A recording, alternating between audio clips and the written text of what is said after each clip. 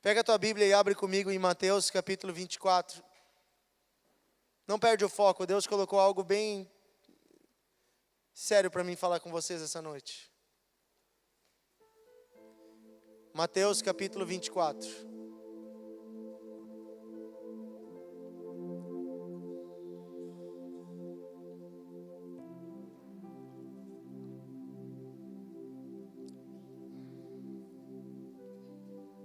Vocês sabiam que na época de Jesus tinha um templo construído em Jerusalém? O templo ele era lindo, ele tinha sido feito por Salomão e reerguido na época de Esdras, de Neemias. O templo era feito de ouro por dentro. E as pessoas do mundo todo, de muitos lugares do mundo, iam até o templo em Jerusalém. E haviam colunas gigantes que se erguiam naquele templo. Eram pedras encaixadas perfeitamente. O templo de Jerusalém mostrava a grandeza de Israel naquela época. Mas ao mesmo tempo, mostrava também a grandeza do Império Romano, porque ali já tinha um símbolo, uma suástica romana. Os romanos mantiveram esse templo. E aí Jesus vem, em Mateus 24, e olha o que Jesus diz. Jesus saiu no pátio do templo, e quando já estava indo embora, os seus discípulos chegaram perto dele, e chamaram a sua atenção para os edifícios do templo. Os discípulos olharam e disseram: Senhor, olha que lindo esse templo.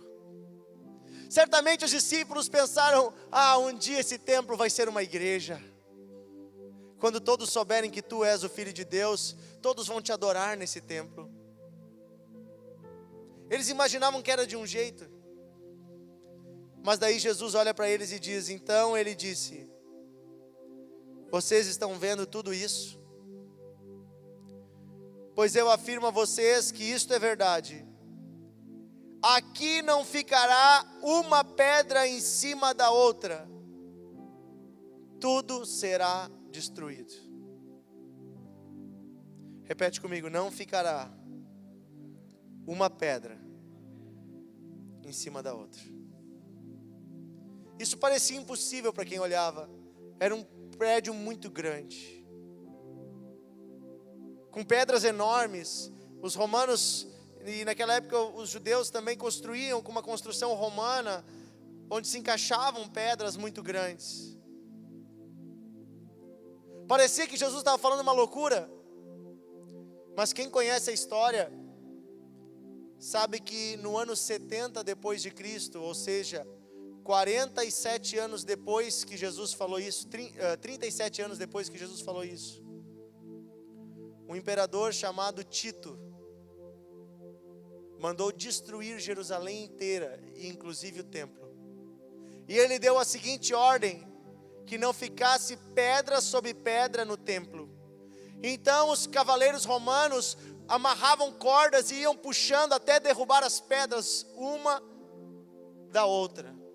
E depois que eles derrubaram todas as pedras do templo, claro, eles mataram muita gente nesse processo, mas depois que eles mataram todas as pedras do templo, eles botaram fogo nas pedras, porque elas tinham sido feito em volta delas uma camada de ouro. Então eles botaram fogo para derreter aquele ouro, para poder roubar o ouro. Então as pedras foram queimadas, derrubadas, destruídas. O templo acabou. Tem coisas que a gente dá muito valor hoje, e elas vão passar todinhas. O que você dá valor hoje? Qual que é o teu maior sonho? Tomara que não seja um carro, porque ele vai enferrujar, ele vai ficar velho, o motor vai estragar. Um dia já era, meu. Tomara que não seja uma casa, porque ela vai também envelhecendo, o design dela já não vai mais ficar tão legal daqui a alguns anos. Ela vai ter manutenção, ela vai ter rachadura. E um dia, cara, a casa vai cair literalmente, porque tudo um dia acaba.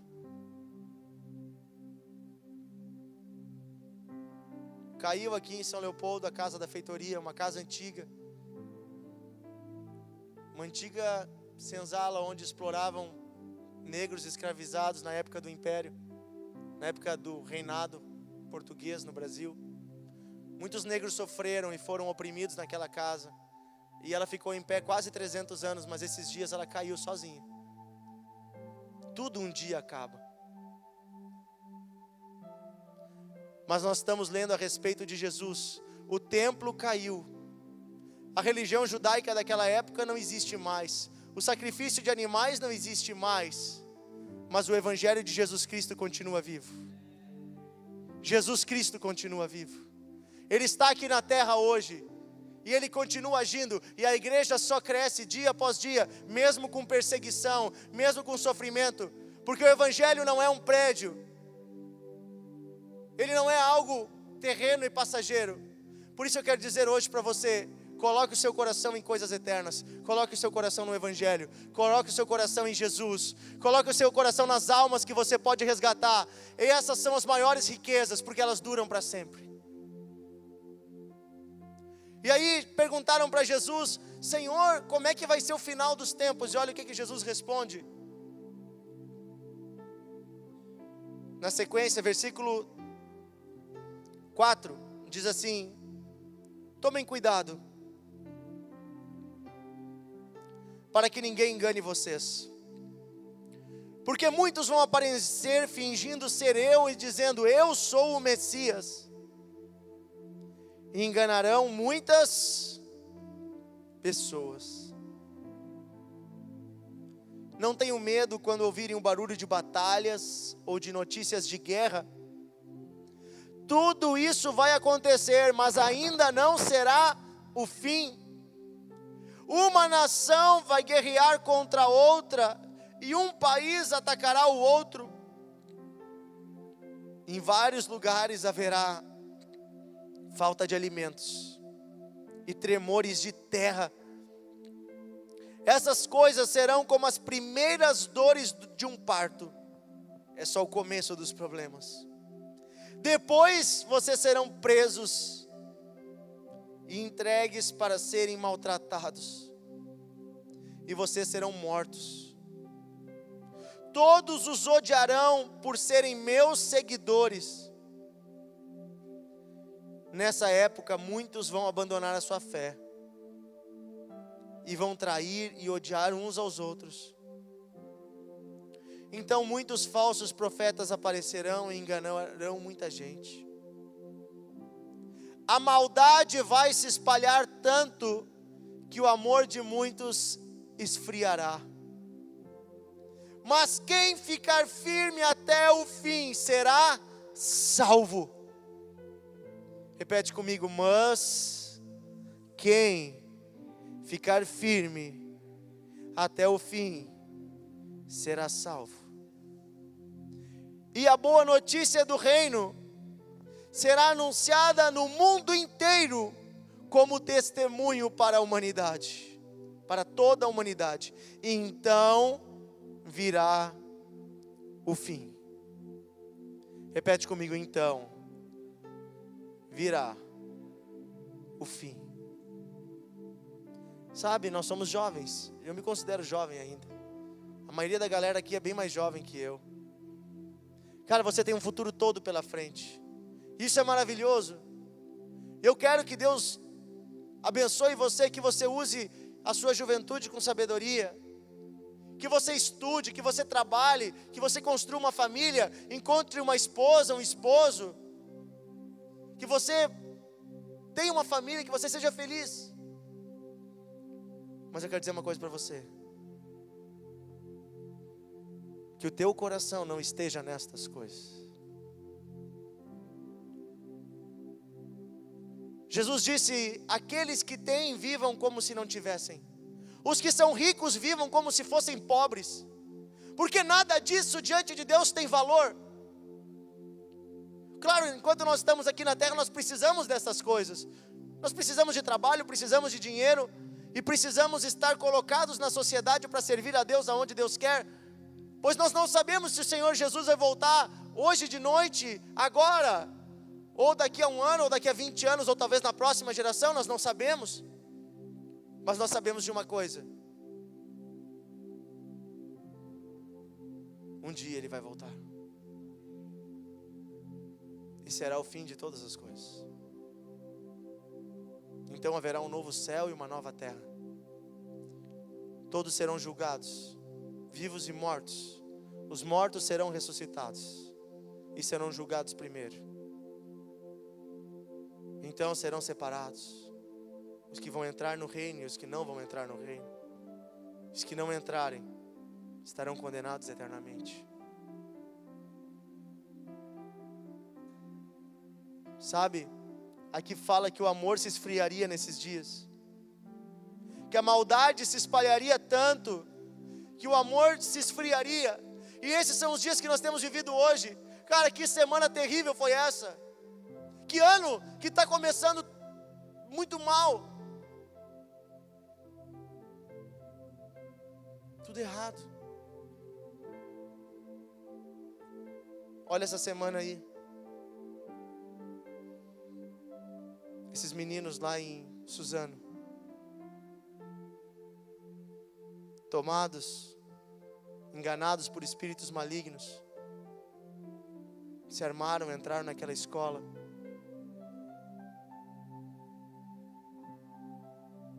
E mataram muita gente, feriram outros, cheios de ódio, cheios de amargura, cheios de vingança, cheios de tristeza, tiraram a vida de várias pessoas e tiraram sua própria vida.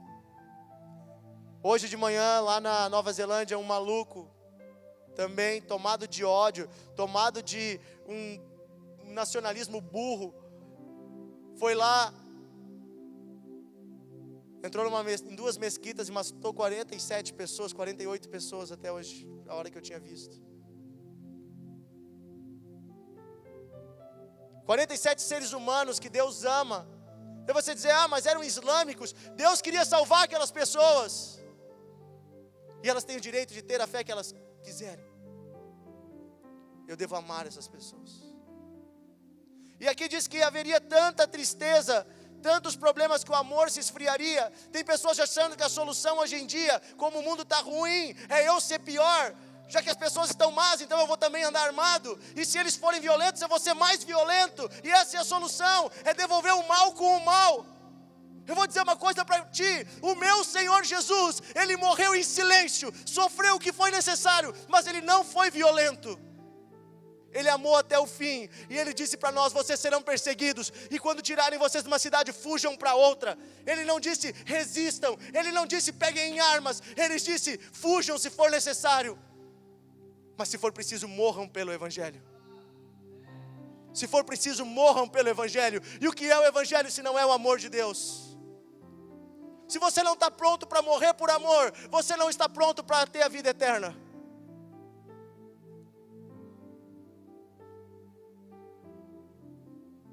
Como é que estavam aqueles caras naquela escola? Aqueles que morreram. Será que eles conheciam Jesus? Será que aqueles 2 malucos que fizeram essa doideira?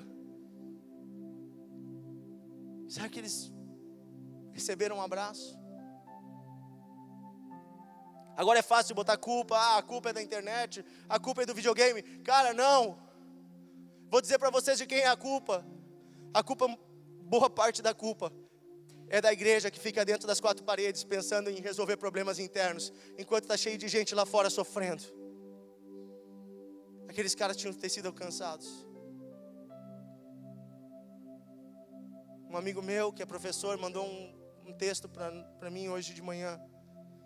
Diz que as últimas 2 palavras de um menino antes de atirar na própria cabeça foi: fui só. Falou isso e deu um tiro. 2 palavras que parecem desconexas. Fui só. Falou isso. Mas certamente tem muita coisa por trás. Talvez se ele tivesse vivo, ele ia dizer: fui ridicularizado pelos meus colegas, fui humilhado na escola, fui abandonado pelo meu pai, fui desprezado pela sociedade, Fui sozinho.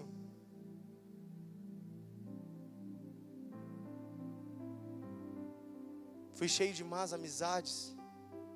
Fui tomado pelo ódio. Fui alimentando ele. Fui tendo outras ideias. Fui encontrando pessoas que queriam fazer isso comigo. Fui de carona no carro. Fui até lá e fiz. Fui. Meu Deus, o que eu fiz? Acabou. Não tem mais tempo. Cara, quantos colegas teus estão na tua sala de aula em silêncio, sofrendo? Na escola, na universidade, tu nem sabe. É um cara quietão. Às vezes é esse cara quietão que está cheio de raiva, de ira no coração. Talvez ele foi humilhado a vida inteira em casa pelo padrasto, pelo pai. Cara, e você não faz nada por ele. Eu não faço nada por ele. Sabe o que eu vou dizer para ti uma coisa? A gente está cheio de dedos, preocupado com o que os outros vão pensar, com o que a gente fala. A gente está cheio de dedos, preocupado. Ai, o que vão pensar de mim se eu falar de Jesus? O que a diretora vai falar? O que a professora vai falar? O que meus colegas vão achar de mim? Se eu dizer para eles, cara, Jesus te ama, Jesus pode mudar a tua vida, Ele mudou a minha. Tu está cheio de dedos e os caras estão cheios de arma, meu. Estão cheios de raiva, de ira e estão indo para o inferno. Tu tem vergonha de falar de Jesus, mas os caras têm coragem de falar, de pegar. Pega uma arma e vai lá e faz isso. Porque alguém incentivou ele, em algum lugar ele aprendeu.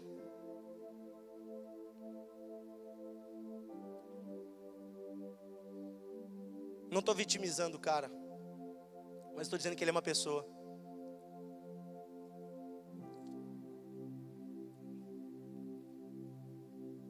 Todo bandido, antes de ser bandido, é uma pessoa. Se fosse assim, a gente não ia lá na FEBEM, a gente não ia lá onde os caras mataram, onde os caras estupraram, a gente não ia lá no presídio pregar o evangelho. A gente vai porque Deus é o único que se importa com aqueles caras. A gente vai porque Jesus disse, eu estive preso e vocês me visitaram no cárcere. Mas muitos vão perguntar, Senhor, quando tu esteve preso e nós te visitamos? E Ele vai dizer naquele dia, quando vocês foram até os presídios e visitaram os pequeninos que estão lá, aquele dia vocês me visitaram. É fácil pregar para o cara que está ali na rua, boa roupa, arrumadinho, um cara de crente, de honesto. É fácil falar de Jesus para quem está dizendo glória a Deus. E os malucos aí, cara, pronto para tirar a própria vida por ódio. Quero dizer uma coisa para você, eles tiveram coragem de perder a vida pelo ódio. E nós temos uma força muito maior em nós, que é o amor. Que eu gaste, que eu perca a minha vida por amor. Mas não deixa essa geração perder a vida pelo ódio. Tem gente perdendo a vida todo dia, cara. Tem gente se mutilando, se cortando, se machucando na tua escola, do teu lado. Tem gente se suicidando, cara. Tem gente pensando em fazer isso todo dia. Tem gente sem sentido nenhum, que nunca vai fazer um mal para si mesmo, mas vai se matar na droga, bebendo, fumando, usando droga, vai para o crack, vai para a noite, vai se entorpecer, vai fugir da realidade na prostituição, na impureza.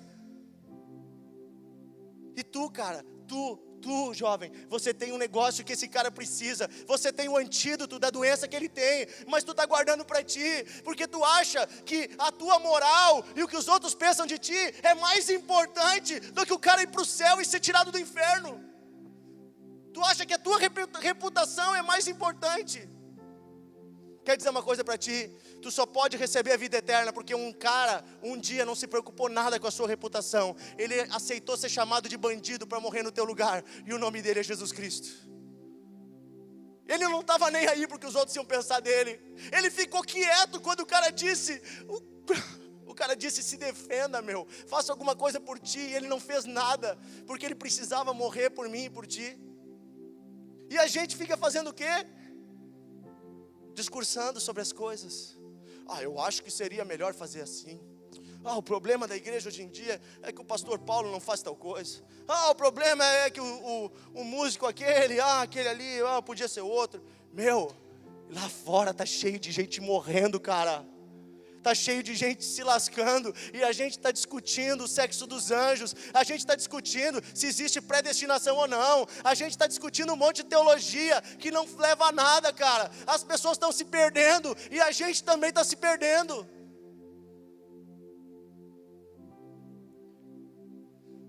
Eu estou cansado. Faz tempo que eu decidi não me preocupar com o que os outros vão pensar de mim. Eu tenho feito isso. Isso já me levou a muitos problemas, inclusive quase perder meu emprego. Várias vezes.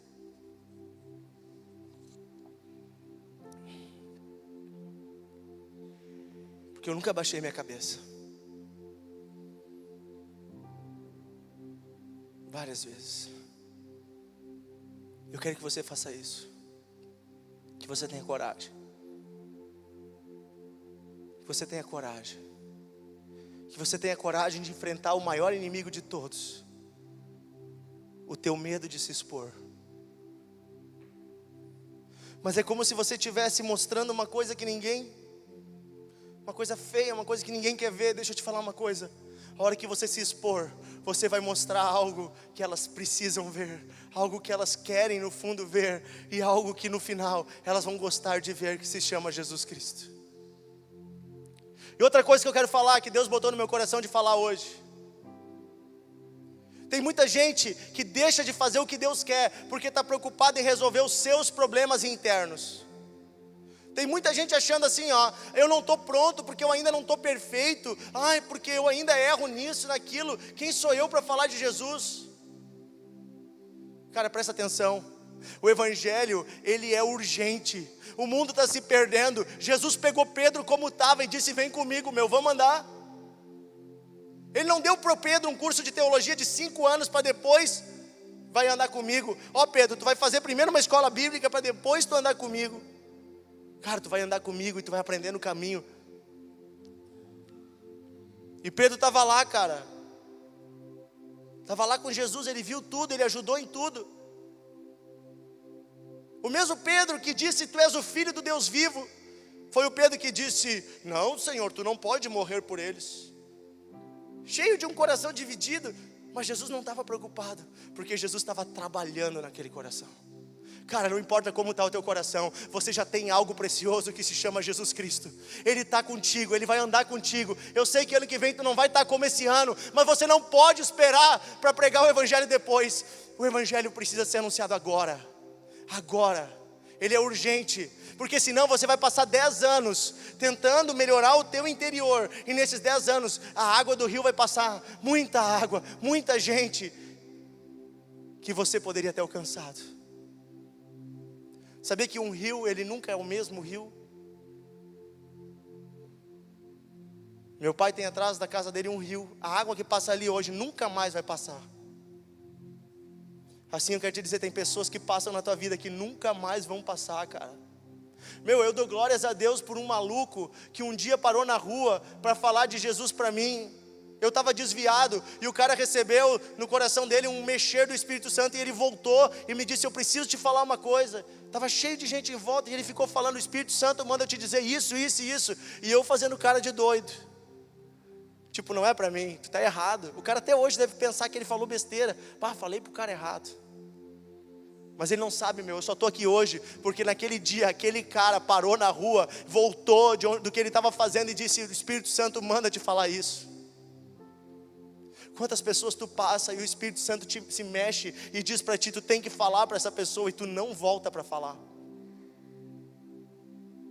Quantos colegas teus que Deus diz, vai lá e abraça ele, e tu não abraça. Quantas pessoas tu vê e tu não faz nada, cara. Um dia eu estava na RS 239 e eu passei por uma prostituta. E Deus disse para mim voltar lá e falar com ela. Eu estava com o carro da empresa. Um homem casado da igreja com o carro da empresa parar na RS 239 para falar com uma prostituta. O que os outros vão pensar? Mas eu lembrei de Jesus que parou no poço para falar com aquela mulher que era praticamente uma prostituta e que pensaram mal pra caramba dele.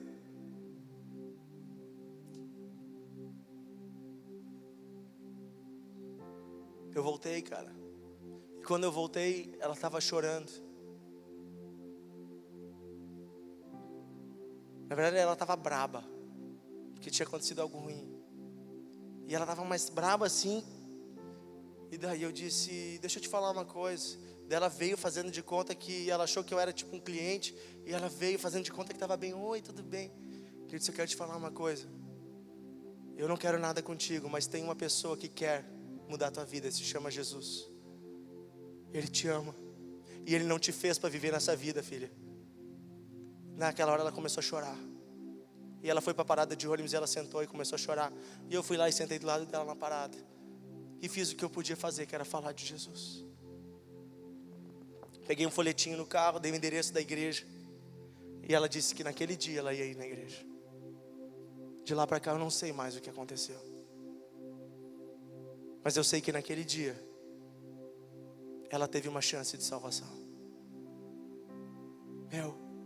O evangelho é urgente. Não vai dar para esperar. Tu tem que fazer agora. O templo não vai durar para sempre. O tempo vai passar. As coisas vão mudar. Amanhã não vai ser a mesma situação de hoje. Tipo, pra gente estar aqui hoje, muita gente morreu, cara, para que você pudesse estar aqui hoje ouvindo o evangelho. Caras que não se consideraram nada valiosos, que entregaram tudo que tinham. Sabe, eu estava olhando aqui para essa região essa semana, e eu olhei lá para o lado de Sapiranga e eu vi o Morro Ferrabras. Quem já viu o Morro Ferrabras? Em 1824 chegaram os alemães aqui, e vieram várias famílias, e eles eram católicos ou luteranos, mas no meio deles veio uma família que gostava de ler a Bíblia, e eles começaram a ler a Bíblia, os Maurer. Eles começaram a ler a Bíblia e eles descobriram uma coisa, que eles podiam orar pelos enfermos. Eles descobriram uma coisa, que eles podiam orar mais do que apenas um Pai Nosso. Eles descobriram uma coisa, que Deus dava dom de língua para as pessoas. E eles começaram na casa deles a receber pessoas doentes e orar pelos doentes. E o marido dela conhecia chás, coisas da natureza, e ele fazia chá para as pessoas e orava por eles. E a casa deles virou tipo uma enfermaria. E começou a gente se converter naquele lugar, e gente ser salva naquele lugar. E começou a surgir uma pequena comunidade, uma pequena igreja, e gente começou a morar lá em cima. E eles consideravam que tudo que eles tinham pertencia a Deus. E eles se negavam a ir no baile lá embaixo em Sapiranga. Eles se negavam a beber e a fumar. Eles eram chamados de puritanos. E eles foram estigmatizados. Deram para eles um apelido bem ruim em alemão, que se chamava Mucker. Esse apelido significa zumbido. É o barulho que as abelhas fazem quando elas estão todas juntas. Porque eles diziam que quando esse povo orava era um zumbido. Tu não entendia o que eles estavam falando. Sabe o que aconteceu? O governo não gostou nada disso, porque eles dividiam tudo entre eles. Eles não compravam e nem vendiam, eles davam as coisas uns para os outros. O império não gostou, porque eles estavam fazendo um culto público que chamava muita atenção. Era proibido uma religião que não fosse a católica. Os luteranos também não gostaram, porque eles queriam fazer uma coisa à parte. E a sociedade não gostou, porque eles denunciavam a sociedade. Ao não ir no baile, eles estavam denunciando que o baile, cheio de bebida, cheio de cigarro, que o baile era pecado. O resultado, mandaram lá do Rio de Janeiro tropas para cá. E houve uma guerra, e eles exterminaram todas as pessoas daquele lugar. Eles mataram toda aquela gente. E onde eles enterraram a Jacobina, que era uma das líderes, eles botaram quilos de sal na terra para que não nascesse nada no lugar. Mataram os filhos, os netos. Foi uma chacina. Eles exterminaram, eles vieram com tropas do governo. Aqui do lado, gente, perseguição por causa do evangelho. Perseguição por causa da pregação da palavra, por causa do poder de Deus. Por que o governo ficou tão preocupado? Porque aquele troço só crescia, tinha gente de tudo que é lugar indo para lá, e as pessoas iam para lá e eram curadas, e as coisas aconteciam. Sabe por que não gostam da pregação do evangelho no Brasil? Sabe por que não gostam da igreja cristã? Claro que tem vezes que é porque a igreja dá mau testemunho, mas as pessoas não gostam porque a igreja cresce muito rápido. E tudo que cresce muito rápido, o governo tem medo, as autoridades têm medo, as religiões estruturadas têm medo. O evangelho cresce, não é por causa de um líder, o evangelho cresce por causa do Senhor Jesus Cristo. E porque Ele continua vivo. E quem ler esse evangelho, e quem anunciar Ele, vai continuar vivendo os milagres que Jesus fazia naquela época. E aí, eu vou te dizer um negócio, se você quer isso, beleza, é isso que a Bíblia te oferece. Ela te oferece mais que carro, mais que mulher, mais que dinheiro, mais que noitada, mais do que tudo. A Bíblia te oferece a eternidade. E eu decidi que eu vou viver minha vida para isso. E eu não estou nem aí. Porque eu estou vivendo a melhor coisa da vida. Eu estou vendo os milagres. Estou vendo Deus agir. E você? E você? E você?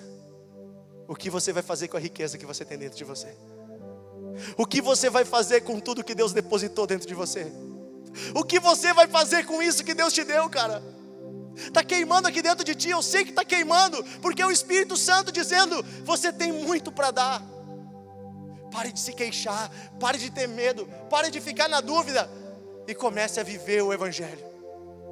Comece a viver, é simples, é só caminhar, é só viver, é só fazer. Tu não vai ter que inventar nada, tu não vai ter que virar um andarilho na rua. No teu dia a dia, Deus vai fazer.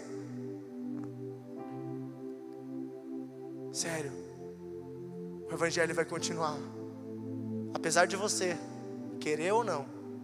Mas se você querer, ele vai continuar através de você. Geração após geração, Deus levanta pessoas. Na Idade Média, dizem que na Idade Média a fé era morta, que havia isso, aquilo, errado. Mas eu vou dizer um negócio para vocês, na Idade Média Deus levantou muitos homens.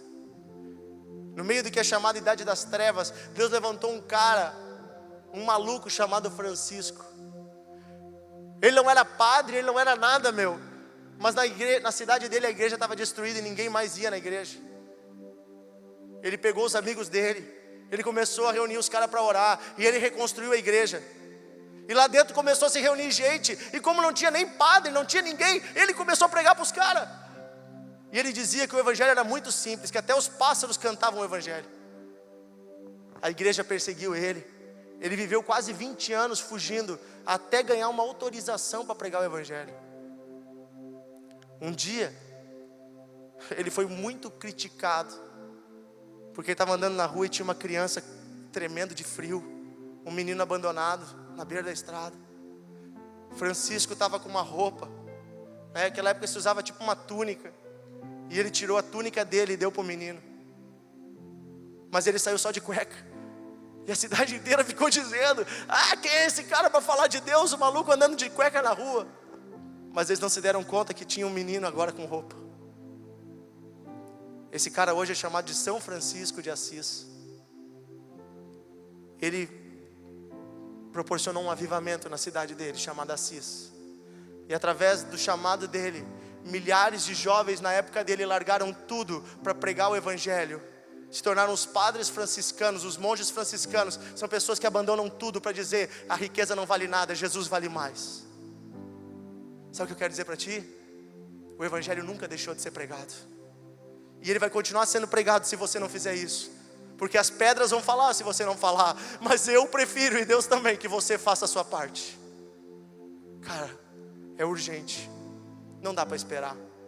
Não dá para esperar terminar o 2º grau, terminar a faculdade. Não dá para esperar, cara, trocar de carro, casar, depois eu vou fazer. É agora. E é por isso que dia 5 de abril, a gente marcou uma data para a igreja toda sair para a rua e tomar essa cidade e dizer que Novo Hamburgo pertence a Jesus. E dizer para Novo Hamburgo que Jesus ama Novo Hamburgo. E dizer para o pobre que Jesus ama ele. E dizer para o doente que Jesus ama e que Jesus pode curar ele. Dizer para todos Dizer para o cara que está lá em cima, na cobertura do prédio, olhando para nós, que não importa que ele tenha um carrão na garagem, se ele não tiver Jesus, ele não tem nada. O Evangelho é isso, é ousadia. E eu quero dizer um negócio a vocês, nós vamos ousar, e nós vamos ver Deus agindo nesse dia. Mas eu não quero esperar até esse dia. Hoje Deus quer agir. Amanhã de manhã, amanhã de tarde, tu vai pegar o ônibus hoje, tu vai pegar o Uber hoje, e Deus vai te usar na vida do Uber. Cara, por onde tu passar, o Evangelho está vivo em ti. Você tem a força mais poderosa do universo dentro de ti.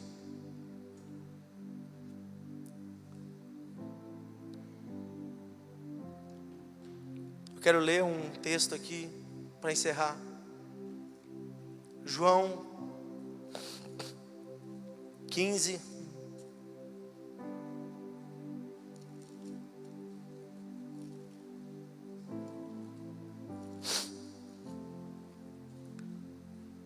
Hoje foi o julgamento dos pais daquele menino Bernardo, que foi abandonado, negado, rejeitado, foi morto. A condenação daqueles pais, a 33 anos de prisão cada um, não me deixa feliz. Não porque eu não estou com raiva deles, e nem porque eu estou feliz com eles, porque eu preferia que aquele menino estivesse vivo. Sabe o que eu quero dizer para ti? O amor está se esfriando, o tempo está acabando, Jesus está voltando, e a gente tem que correr a nossa vez.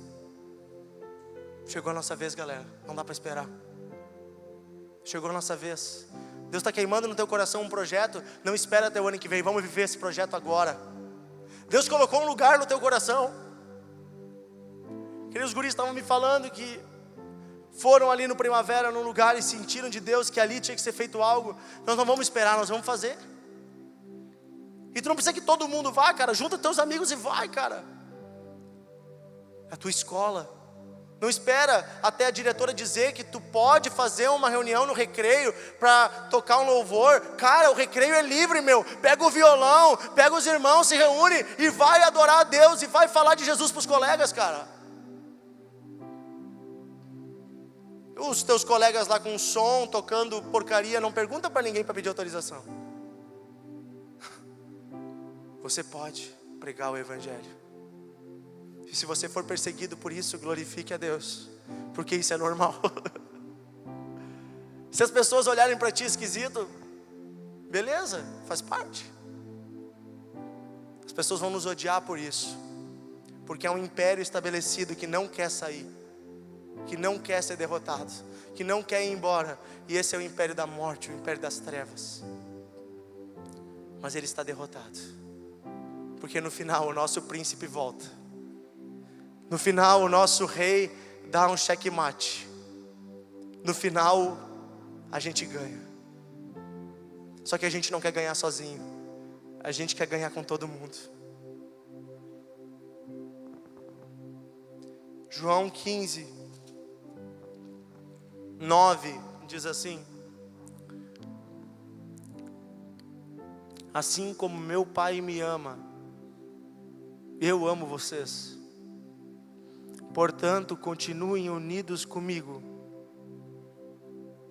por meio do amor, do meu amor por vocês. E no versículo 13 diz assim: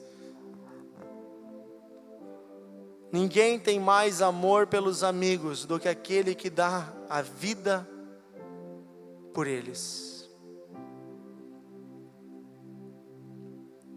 Ninguém tem maior amor pelos amigos do que aquele que dá a vida por eles.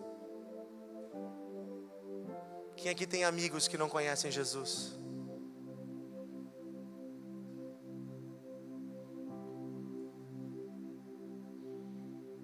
O que tu está disposto a fazer para salvar os teus amigos? Eu daria minha vida por eles, mas talvez tu não está dando nenhuma palavra de Deus para eles. Jesus deu a vida por nós, deu palavras, deu gestos, deu amor, deu poder, mas no final Ele deu a vida. Eu não estou pedindo para te dar a tua vida por um amigo, Estou pedindo para te entregar toda a tua vida para Jesus, e Ele vai fazer tu ganhar, e através de ti os teus amigos todos vão ser ganhos para Jesus. Você é um testemunho. Feche teus olhos. O Espírito Santo está queimando aqui no coração de alguns jovens. Senhor, nós estamos vendo o mundo se perdendo, Senhor. Nós estamos vendo a igreja parada, Senhor, muitas vezes. Senhor, nós estamos vendo a apatia no coração das pessoas. A ganância continua a mesma, Deus. E nós nos envolvemos com tanta coisa que não é a prioridade, Pai. Eis-nos aqui essa noite, Senhor. Nós ouvimos a Tua voz, Senhor. Ouvimos sobre o Teu amor, ouvimos que Tu nos ama, que Tu nos perdoa. Recebemos esse amor e agora, Senhor, nós queremos viver esse amor. Pai, tenha misericórdia do nosso país, Senhor. Tenha misericórdia desse país injusto, Senhor. Tenha misericórdia desse país, Senhor. Tenha misericórdia da juventude do Brasil, Senhor. A juventude, Senhor, que sangra. A juventude que sangra, Senhor, nas favelas, vítima do tráfico, vítima, Senhor, do crime, vítima da morte, Senhor, da violência, vítima da droga. A juventude, Senhor, que sangra nas escolas, Senhor. A juventude que se mata, Senhor. A juventude que está sofrendo, Senhor. A juventude que está tão morta que está procurando a morte. A juventude que não tem mais vida e vai para a noite e vai para a droga. Senhor, nós temos uma riqueza tão grande, Senhor, que Tu nos deu. E nós pedimos essa noite, Senhor, que Tu abra os olhos do nosso entendimento, para que a gente veja o que Tu já nos deu, e o poder que é isso em nós, e que nós possamos romper as nossas cadeias, as nossas amarras internas, e possamos sair para onde Tu nos chama. Desperta-nos, Senhor, essa noite. Desperta essa menina, Senhor, para o seu chamado. Desperta esse menino para o seu chamado, Senhor. Desperta os jovens aqui para anunciarem a Tua palavra, anunciarem o Teu amor por onde eles passarem, Senhor. Desperta a igreja nesses dias, Senhor, nossos pais, nossos tios, nossos amigos, os irmãos mais velhos, Senhor, os obreiros. Desperta a igreja, Senhor, nós pedimos. Vem Deus, vem Deus, vem Deus, vem Deus. Oh Deus, assim como Tu levantou pessoas que tiveram que morrer pelo Evangelho, oh Senhor, eis-nos aqui essa noite. Nós queremos dar toda a nossa vida para Ti, Senhor. Nós queremos dar os nossos sonhos, entregar eles e trocar pelos Teus. Nós queremos dar a nossa energia, dar a nossa força, a nossa criatividade. Nós queremos dar o que nós temos, porque na verdade isso tudo veio de Ti e deve voltar para Ti, porque Teu, para Ti e por Ti são todas as coisas. Vem, Senhor, rasga nosso coração de pedra essa noite. Rasga o nosso coração, Senhor.